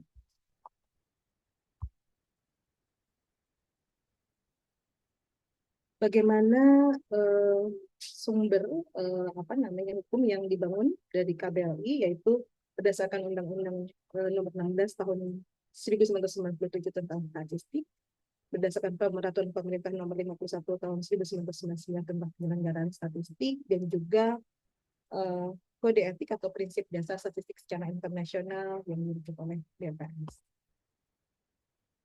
KBLI ini merupakan satu bangunan klasifikasi menurut jenis aktivitas ekonomi, sehingga ruang lingkupnya terbatas pada unit yang terlibat dalam aktivitas ekonomi saja.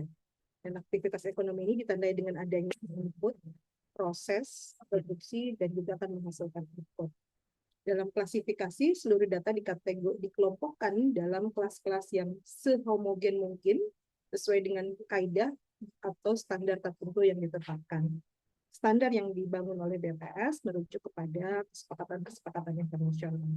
Kemudian kegiatan yang memiliki proses yang sama dan menggunakan teknologi yang sama dalam memproduksi suatu barang ataupun jasa dikelompokkan bersama dalam satu kode KBLI.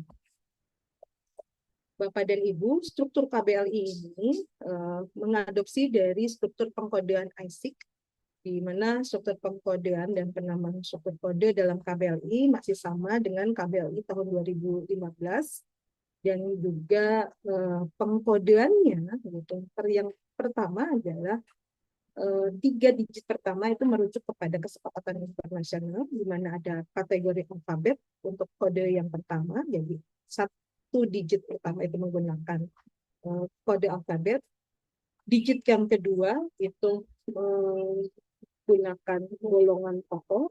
Ini kami akan bagikan nanti materinya sehingga Bapak dan Ibu bisa melihat lebih lengkap di mana makna sebagai golongan pokok. Kemudian digit ketiga adalah golongan. Untuk subgolongan dan kelompok itu adalah 2 digit yang dikembangkan sesuai dengan aktivitas ekonomi di Indonesia. Bapak dan Ibu, saat ini di Indonesia pengelompokan KBLI itu rujukannya adalah dibangun sebagai berikut. Untuk kategori yang pertama itu ada 21 pengelompokan baik berdasarkan TESIK atau rujukan Indonesia internasional maupun juga KBLI yang dibangun di Indonesia, yaitu KBLI yang dikeluarkan oleh BPS tahun 2020. Kemudian untuk digit kedua 88 sama yang dibangun di Indonesia pun sama. Digit yang ketiga ada 238. Sedangkan untuk digit yang ketiga ini ada pengembangan di Indonesia menjadi 245. Untuk digit yang keempat ini betul-betul yang dikembangkan di Indonesia. Ada yang selaras dengan IC yaitu 419 dan dikembangkan sebagian sehingga totalnya ada 567 digit. Untuk digit yang kelima pada tahun 2020 ada pengembangan dari tahun 2017 yaitu dengan basic KBLI 2015 ada saat ini sekitar 1.789.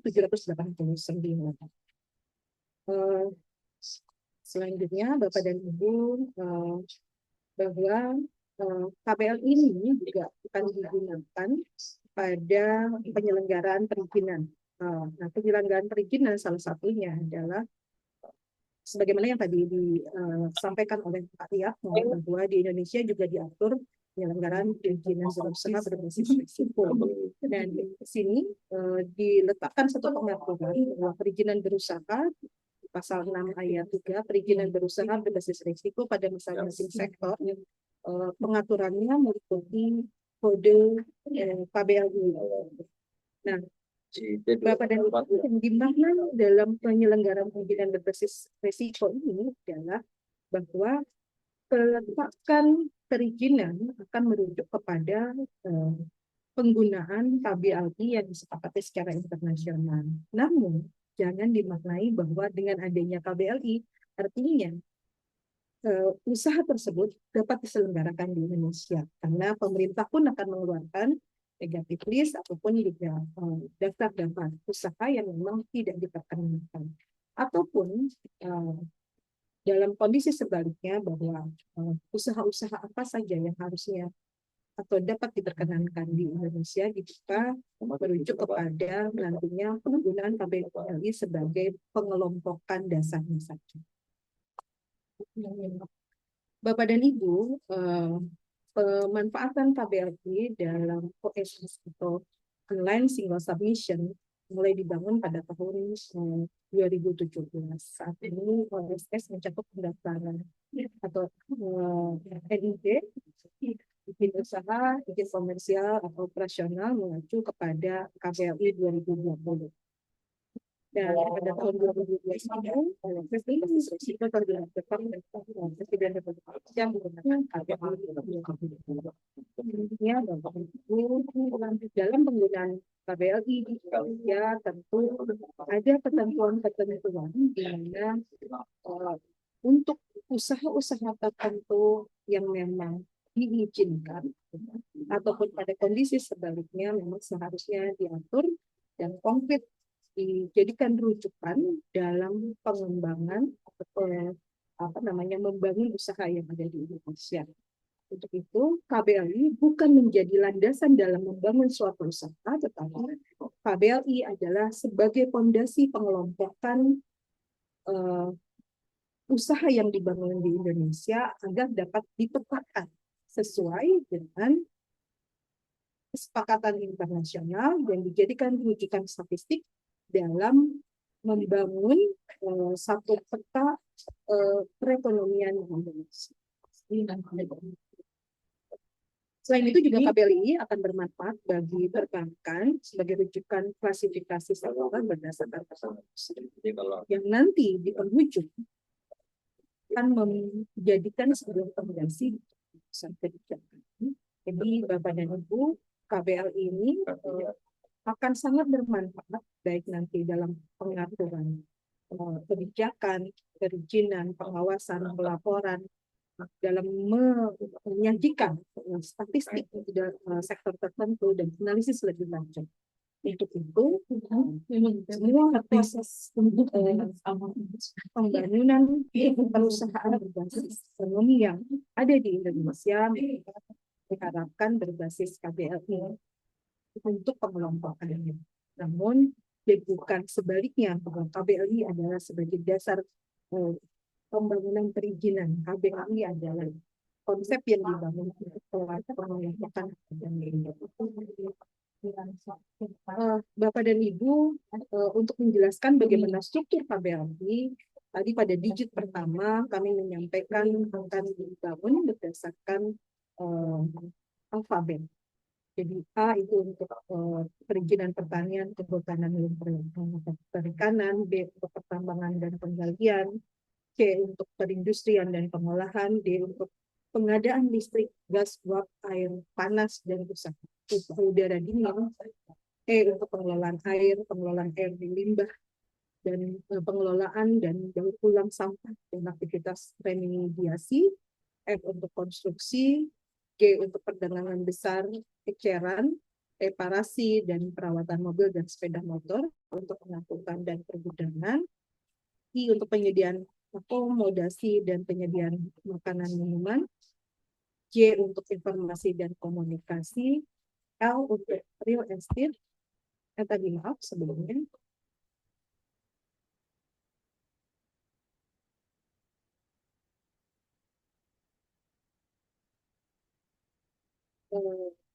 M untuk kegiatan profesional, ilmu pengetahuan teknik dan pendata ilmiah. Kemudian N untuk aktivitas penyewaan dan sewa bina usaha tanpa hak fungsi, perjalanan dan menunjang usaha lainnya. P untuk pendidikan. U untuk aktivitas kesehatan manusia dan aktivitas sosial. R untuk kesenian, hiburan, dan rekreasi. S untuk aktivitas jasa lainnya. Selanjutnya, Bapak dan Ibu, kami ingin memberikan contoh. Ibu, suaranya makin lama baik. makin sayup-sayup, Bu. Oh gitu. Ya. Siap. Dan mohon maaf Ibu, kayaknya kita harus lebih fokus kepada yang tadi sudah kita sepakati, yaitu pengelompokan kelas yang homogen. Mungkin di sini kelas homogennya itu hukum ya, Bu ya. Mungkin ke sini saja langsung. Makasih. Baik. Untuk kami ambil contoh untuk isu yang didiskusikan hari ini adalah kategori M, aktivitas profesional, ilmiah dan teknis, di mana golongan pokoknya 69, aktivitas hukum dan akuntansi. Untuk 3 digitnya adalah 691, aktivitas hukum. Untuk subgolongannya 4 digitnya adalah 6910, aktivitas hukum. Untuk pengelompokan 5 digitnya ada beberapa, 6911 adalah aktivitas pengacara, 69102 aktivitas konsultan hukum, 6903 aktivitas konsultan kekayaan intelektual, 69104 aktivitas notaris dan pejabat pembuat akta tanah, kemudian pengelompokan 69109 aktivitas hukum lainnya. Inilah yang menjadi beberapa dasar pemberian izin untuk aktivitas perekonomian yang ada dalam aktivitas hukum. Kemudian Bapak dan Ibu, selanjutnya adalah kita lihat struktur untuk golongan, mungkin tidak perlu, kita langsung ke aktivitas dari 4 digit 6910 kode aktivitas hukum.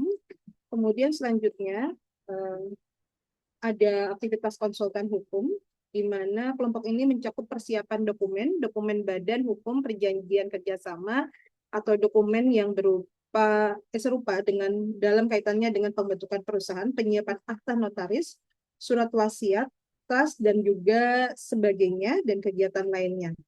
Ini diantaranya yang menjadi salah satu dasar bagaimana ada aktivitas konsultan hukum yang membuat kegiatan perekonomian sebagaimana yang kami sampaikan. Bapak dan Ibu, sekali lagi kami ingin sampaikan bahwa BPS harus membuat kelompok ini karena aktivitasnya berada di Indonesia. Artinya muncul dalam aktivitas kegiatan hukum, di mana ada satu aktivitas konsultan hukum yang membuat kegiatan sebagaimana pada kode 69102. Namun, tentu ini bukan berarti dimaknai sebagai dasar dari pemberian izin aktivitas ini. Apabila aktivitas ini dirasa akan memberikan satu dampak negatif ataupun memang akan kontraproduktif dengan aktivitas hukum lainnya, maka inilah yang seharusnya didiskusikan dalam pemberian izin usaha. Itu yang pertama. Kemudian yang kedua, apabila aktivitas konsultan hukum ini, Bapak Ibu rasa juga seharusnya ada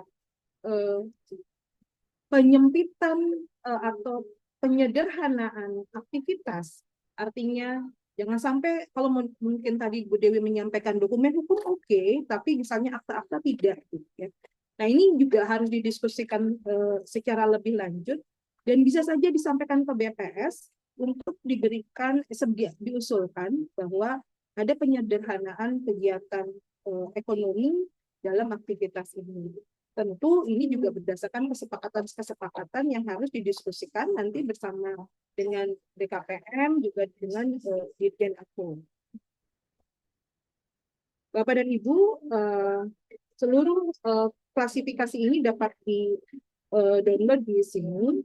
Nah, yang harus kami saat ini sudah bisa melalui web, melalui Android dan juga melalui aplikasi yang kami bangun. Namun sekali lagi dengan adanya diskusi ini kami ingin menyampaikan bahwa bagaimana dinamika KBLI yang dibangun oleh BPS itu kembali lagi kepada para pelakunya, bahwa jika memang aktivitas tersebut ingin dikoreksi dari sisi perizinannya, tentu nanti akan bisa dilakukan diskusi lebih detail bersama dengan Dirjen Aku dan BKPM atau Kementerian Investasi. Namun jika ingin juga dibatasi ruangnya dalam kegiatan perekonomiannya, mohon juga nanti bisa diajukan kepada kami diiringi juga dengan kesepakatan bersama Dirjen Aku dan juga Kementerian Investasi dan BKPM. Secara singkat kami sampaikan demikian. Terima kasih. Mudah-mudahan bisa memberikan sedikit satu hasanah tersendiri terkait dengan KBLI. Kami akhiri dengan ucapan Alhamdulillahirrahmanirrahim. Wassalamualaikum warahmatullahi wabarakatuh. Selamat siang. Terima kasih Bu Meli atas pencerahannya. Oke, Bu, mau sebelum saya ke pemirsa saya komentar sedikit ya.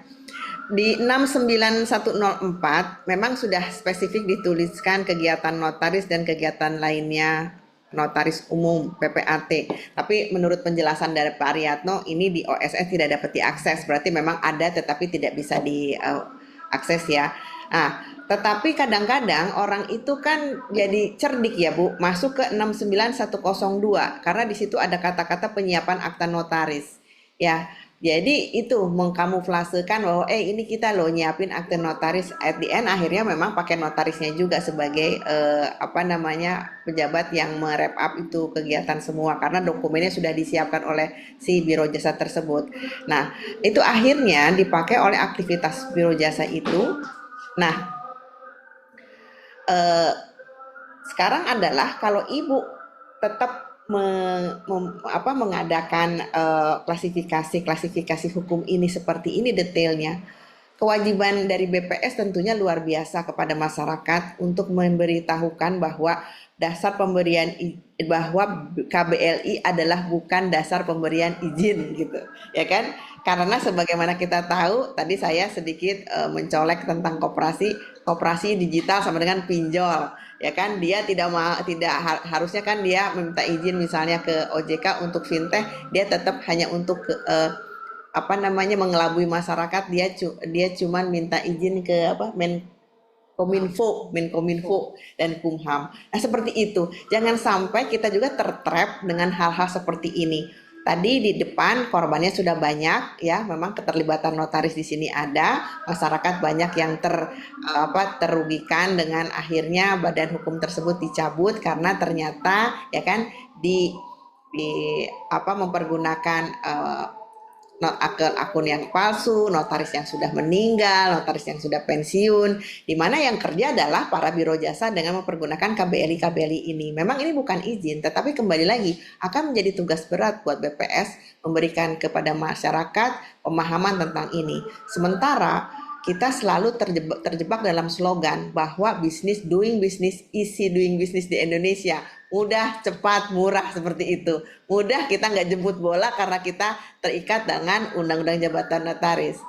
Cepat harus cepat, murah kita juga kan ada hal-hal yang harus kita maintain dalam hal membuat suatu kantor. Ini ada pertanyaan nih dari Sernot. Saya sering komunikasi di IG tapi belum pernah jumpa ya.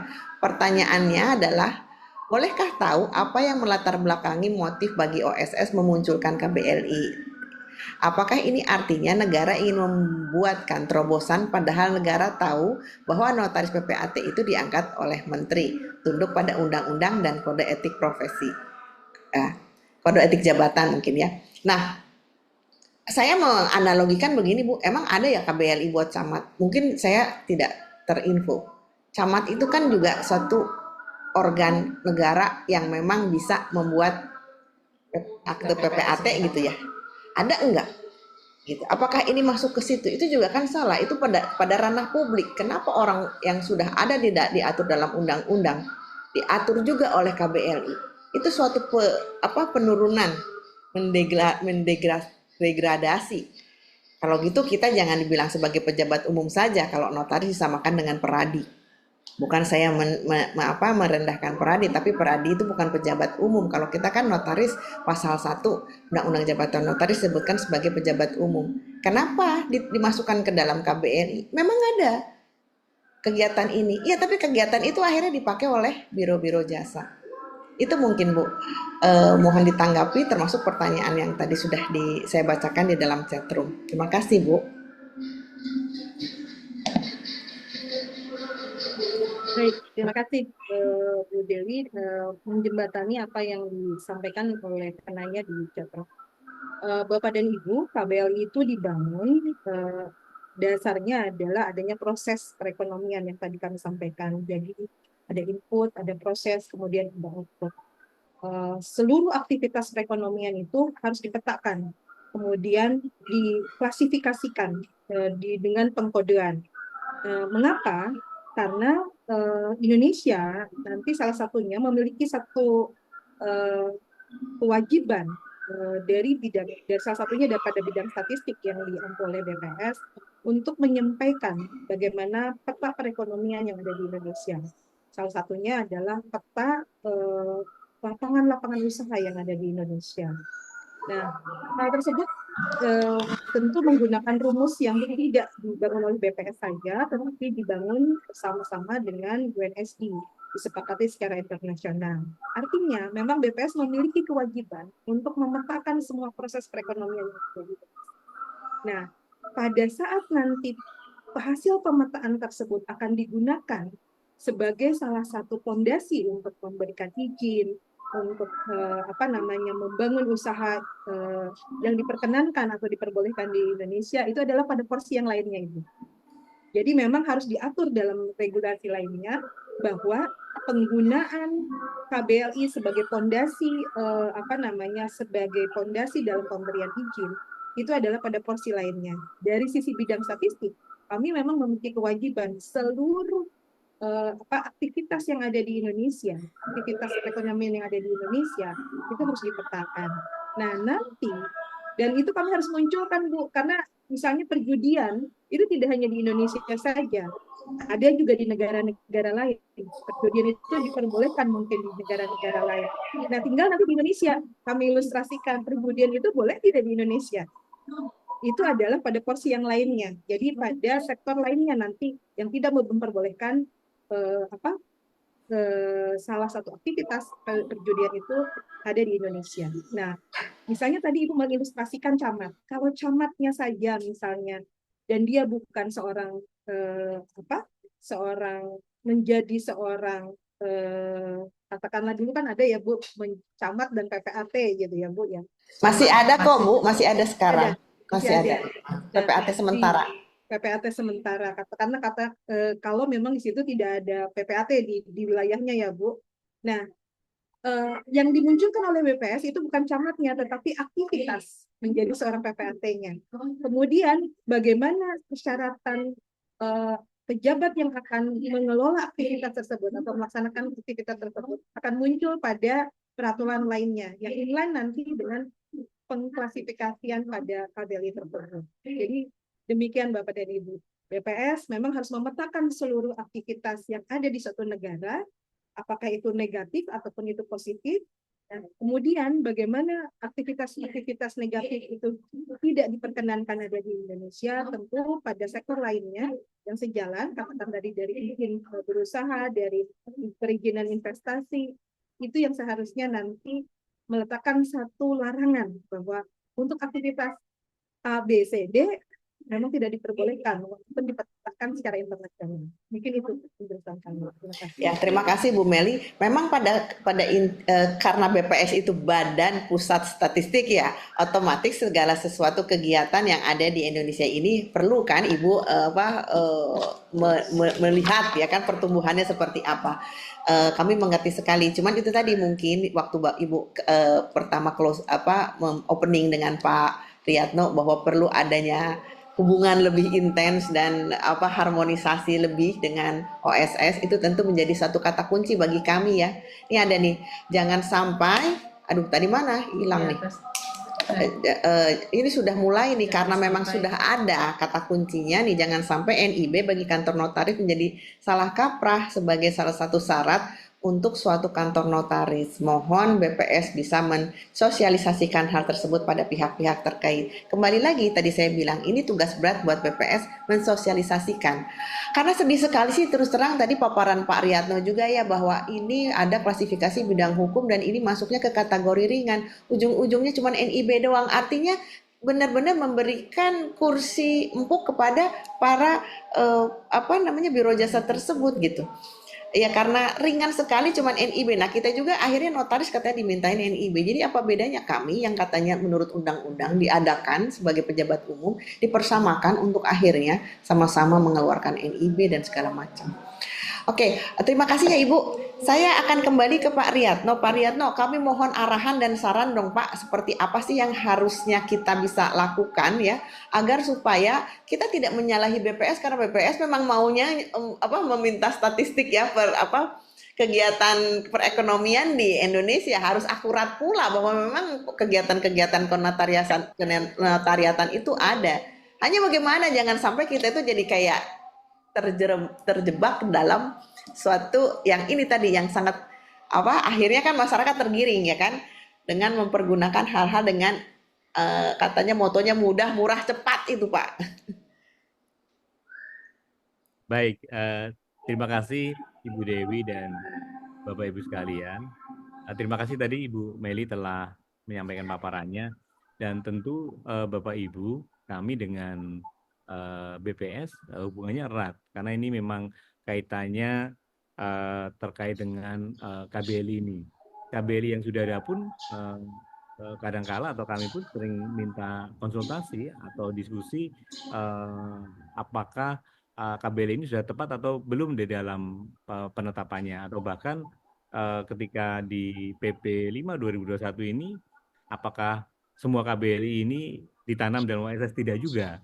Jadi KBLI yang ada di BPS ini, contoh tadi seperti yang aktivitas hukum, KBL-nya ada, tapi sebenarnya awalnya memang tidak ditanam dalam OSS karena memang tidak dianggap perizinan berusaha. Jadi tadi di awal kami sampaikan KBLI yang aktivitas hukum ini tidak ada di lampiran PP 5 sehingga tidak kami tanam. Namun sekali lagi karena ada kebutuhan dari advokat, maka kami adakan rapat, tentu kami koordinasi, terus kami tanam. Nah, sekarang ini kan permasalahannya kan ini bukan advokat, biro jasa kok bikin di situnya membuat akta atau melakukan pekerjaan yang dilakukan oleh notaris. Nah, ini berarti ada penyalahgunaan. Ada, tadi sudah kami sampaikan bahwa kalau untuk aktivitas KBLI 69102 ini kan ini harusnya kan oleh aktivitas konsultan hukum ini kan advokat, dan satu syaratnya kan harus punya lisensi sebagai advokat. Nah, kalau biro hukum kan mestinya, maaf, biro jasa kan nggak punya gitu loh. Ini, nah tentu tolong kami atau kita berarti ini pengawasannya yang perlu ditingkatkan ya. Kalau ada ternyata penyalahgunaan yang tadi Bu Dewi sampaikan juga, akun-akun notaris yang dicabut oleh Kumham karena ternyata memang quote unquote ada penyalahgunaan. Mestinya akun-akun itu kan untuk notaris ya, bukan diberikan kepada biro hukum ya, maaf, biro jasa maksud saya. Ya mohon maaf, barangkali memang salah satu pintunya di situ. Artinya harusnya akun-akun itu kan tidak diberikan kepada biro jasa Bapak Ibu ya. Tapi sekali lagi ini terima kasih adanya Zoom semacam ini, tentu kami jadi tahu bahwa ternyata di dalam prakteknya ada penyimpangan-penyimpangan, dan tolong Ibu Dewi dan kelompok pencapir kalau memang ada informasi tolong kita sama-sama atau diinfokan pada kami. Salah satu kami kan ada deputi pengendalian pelaksanaan pamodal atau deputi pengawasan. Artinya ini yang perlu kita tingkatkan adalah pengawasannya. Apakah berarti kan tidak sesuai penggunaan KBLI itu yang dilakukan oleh biro jasa.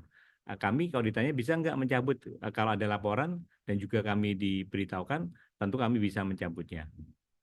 Jadi mungkin itu Ibu, kalau boleh tolong kita kerjasama, tolong diinfokan kalau memang ada penyalahan-penyalahan ini, dan kami kan setiap minggu, setiap hari Jumat kami kan selalu update untuk membahas permasalahan-permasalahan terkait dengan OSS, dan kebetulan saat ini kami juga sedang mau finalisasi peraturan-peraturan pengganti peraturan BKPM nomor 4 dan 5. Nanti kami sampaikan juga dalam rapat-rapat internal kami ya, hal-hal semacam ini khususnya kepada deputi dalak atau deputi pengawasan. Terima kasih. Wah, senang sekali nih dapat arahan seperti ini dari Pak Riyatno. Insya Allah Pak, kalau kami diperbolehkan nanti kita akan menyusun surat ya untuk disampaikan kepada deputi pengawasan. Berarti memang selain sosialisasi, pengawasan tentu diharuskan. Ini di beberapa juga ya, ada di chatroom Bu ya, Bu Meli, teman-teman kalau audiensnya kelompok pencapir ini sudah ada di mana-mana sih seluruh Indonesia. Jadi banyak sekali permohonan untuk yang tidak seharusnya ada itu dihilangkan saja, karena itu tadi beberapa alasan. Kita bukanlah penggerak roda perekonomian, katanya kita diangkat, diberhentikan menteri dan segala macam, banyak sekali. Bang Jul mau ada yang disampaikan? Biasanya Bang Jul kalau udah muncul mukanya ada mau ngomong nih. Oh, boleh kalau Boleh dikasih aja. kesempatan. Terima kasih. Pertanyaan buat Ibu Meli. Pertanyaan saya, apa sih sebenarnya gunanya pengelompokan bidang usaha itu, Bu? Karena bisa saja seseorang itu membuat holding company yang bisa menguasai seluruh bidang usaha melalui pendirian beberapa PT gitu. Jadi apa gunanya pengelompokan itu gitu, Bu? Terima kasih.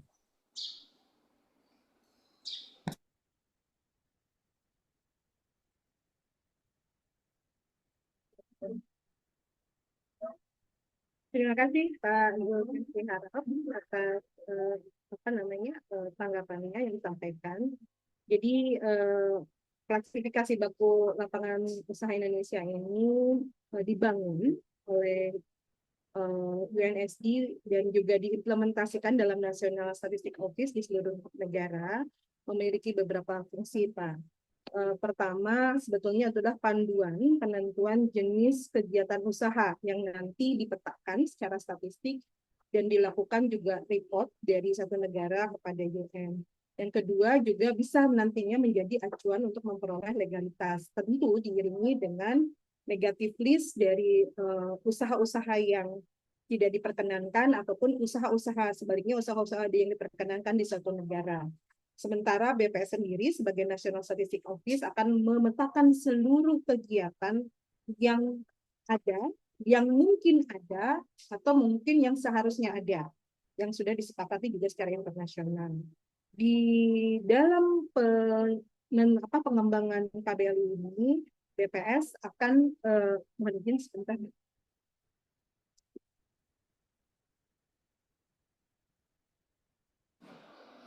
Di dalam pengembangan KBLI ini, BPS akan selalu melihat potensi-potensi yang mungkin muncul dalam usaha-usaha yang ada di Indonesia.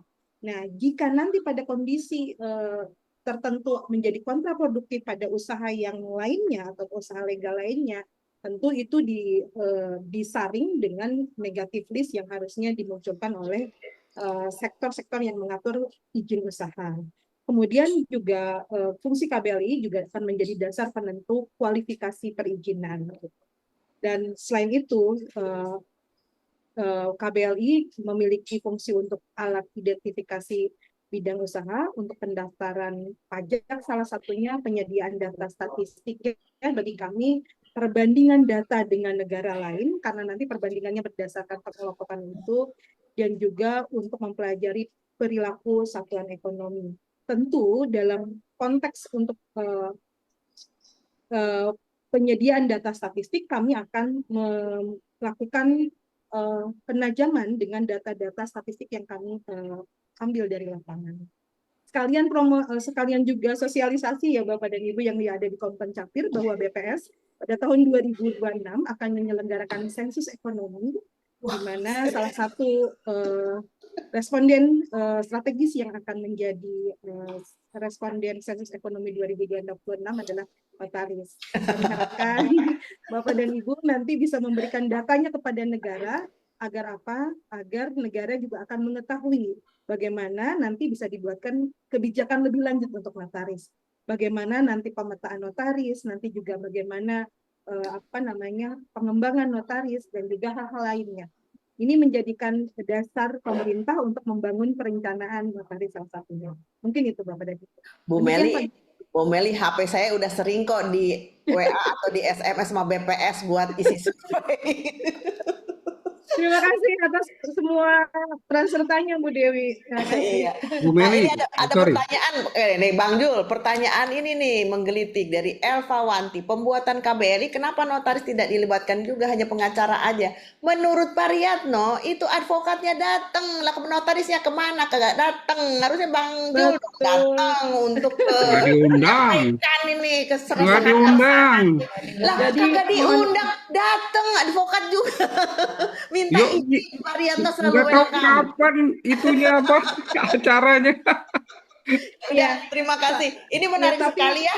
Tapi Bu Dewi ada satu hal yang memang tadi keaktifan dari kelompok capir ini mudah-mudahan juga menular kepada asosiasi yang lebih besar, karena memang pada saat kami melakukan audiensi dengan mohon izin ya, bukan membandingkan, tetapi pada saat kami melakukan audiensi dengan asosiasi-asosiasi lainnya, memang akhirnya menjadi lebih aktif berkomunikasi dengan kami.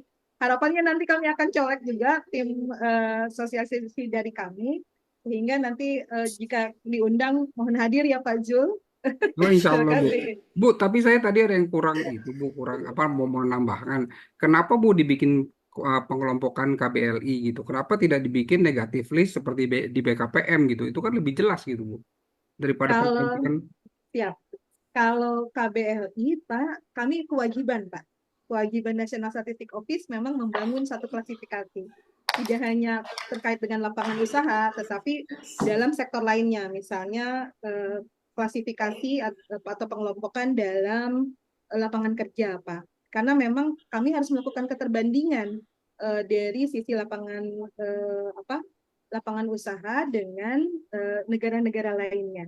Jadi ada satu kewajiban BPS di mana KBLI secara internasional itu hanya sampai 3 digit, Pak. 2 digit lainnya, gitu, 2 digit sesudah itu, digit keempat dan digit kelima itu betul-betul dikembangkan oleh BPS. Sebagian merujuk kepada kesepakatan internasional dan sebagian adalah kekhasan yang ada di Indonesia. Kami harus menyampaikan itu, Bapak. Nah, kemudian nanti diiringi dengan kebijakan-kebijakan lainnya seperti tadi negatif risk. Mungkin itu. Terima kasih, Bu. Oke, terima kasih Bang Jul. Asik sekali nih obrolan kita hari ini. Cuman waktu sudah hampir sudah zuhur malahan. Itu artinya sudah mensyaratkan kita sudah harus menyelesaikan diskusi ini. Pak Riyatno, terima kasih atas kehadiran Bapak yang selalu mensupport kelompok pencapir untuk lebih cerdas, untuk lebih adaptif terhadap perubahan-perubahan yang ada di masyarakat, khususnya berkenaan dengan hukum. Ibu Meli, perkenalan sekali ini mudah-mudahan terus ke depan untuk kita saling mensupport dan saling berbagi informasi dan ilmu pengetahuan di sekitar hukum. Sebelum kita closing, tentunya saya mau dong closing statement dari Ibu Meli hubungannya dengan diskusi kali ini supaya akhirnya masyarakat juga tercerdaskan bahwa KBLI bukan suatu izin untuk berusaha. Baik, terima kasih. Bapak dan Ibu, KBLI dibangun oleh Indonesia, dalam hal ini secara khusus oleh National Statistic Office di Indonesia, yaitu Badan Pusat Statistik, untuk memberikan satu gambaran bagaimana pemetaan satu usaha ataupun proses perekonomian yang ada di Indonesia, dan itu dibangun tidak hanya oleh BPS saja, tetapi peran serta Bapak dan Ibu. Insya Allah kami akan melibatkan lebih jauh nanti, salah satunya adalah perwakilan dari notaris-notaris yang ada di Indonesia. Tentunya kelompok pencapir tidak berkeberatan jika nanti kami undang untuk lebih lanjut membangun KBLI yang lebih tepat, yang lebih adaptif, dan tentu juga sesuai dengan kondisi yang ada di Indonesia. Terima kasih. Terima kasih Ibu, kami siap apabila diundang. Pak Riyatno, mangga. Baik, terima kasih Ibu Dewi dan juga seluruh anggota kelompok capir atas undangannya, dan tentu sekali lagi kami dari Kementerian Investasi siap untuk membantu, siap untuk memfasilitasi kalau ada masalah-masalah apa yang dihadapi khususnya di teman-teman notaris, perlu diskusi atau perlu ada apa, tentu kami di Kementerian Investasi siap untuk memfasilitasi. Monggo kami persilakan kepada Bapak Ibu. Pastinya setelah ini Pak ada WA dari saya kapan saya bisa menghadap, dan juga insya Allah kita akan menyiapkan surat seperti Bapak tadi minta. Mudah-mudahan surat itu mewakili keresahan dari teman-teman ya, dan semoga KBLI untuk mereka yang mau berusaha di bidang itu ya silahkan saja, tapi tidak mengganggu apa yang harusnya kami jaga sebagai pejabat umum, seperti itu. Terima kasih Pak Riyatno dan Ibu Meli atas kesediaannya. Mohon maaf lahir batin apabila ada sesuatu yang kurang berkenan. Seperti biasa kita akan tutup dengan pantun. Pantunnya sekarang kurang Pak, rada garing karena susah ternyata bikin pantun yang rada atraktif. Ke pantai lihat helikopter. Woi, cakep. Makan kerang sambil main pasir. Woi, oke tuh. Diskusi santai tapi bikin pinter. Oke, Diskusi bareng kelompok pencapir. Hebat, Terima kasih. Kita TOP. foto bersama dulu ya. Kita foto bersama dulu. Ada berapa nih? Alhamdulillah hari ini tadi 180 ya Bu Meli, Pak Riyatno, ada notaris ikut nih pada hari ini.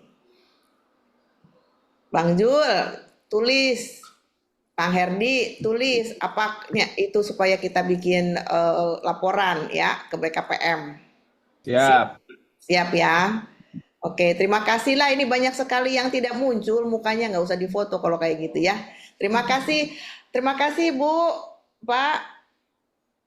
Izin kita Terima akan kasih Terima kasih Bu Priyono, Dewi Ibu dan Meli, terima Terima kasih. kasih buat para Pak Riatno. Mbak narasumber Dete, semua, Pak buat Herdi. Fenty Meli dan nanti seluruh izin ya, teman-teman kami semua. akan menyiapkan akan menyerahkan plakat ke Ibu sekalian Siap. kenalan. Kalau ke Siap. Bapak saya nyerahin surat. Terima kasih ya Ibu Bapak. Mangga izin. Terima kasih Bu Terima kasih ya, Dewi. izin live. Ya. Assalamualaikum, Pak Meli. Assalamualaikum warahmatullahi Waalaikumsalam wabarakatuh. warahmatullahi wabarakatuh. Salam. Terima kasih. Pak Riwan apa kabar? Ini udah nih. Kamu mau kirim? Baik, Bu Dewi izin live, Pak Ya Riatno. siap. Pak Makasih, Dewi. makasih Bu, Terima kasih. Pak.